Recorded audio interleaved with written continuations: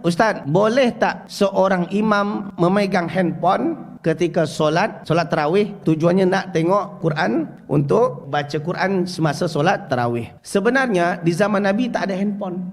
Di zaman Nabi juga tak ada mushaf.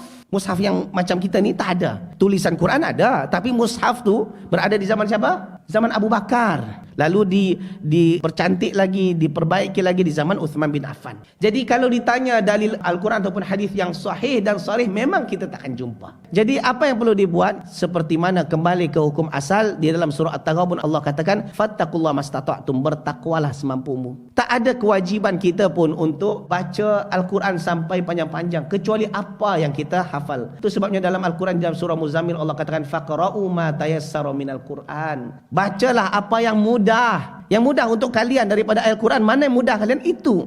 Jadi kalau seandainya kita hafal juzuk 30, juzuk 30 je. Tak perlu memaksakan diri sampai baca juzuk 1, juzuk 2, juzuk 3. Hafal tak? Tak hafal, lepas tu tengok mushaf. Okey? Cukuplah ikut kemampuan kita.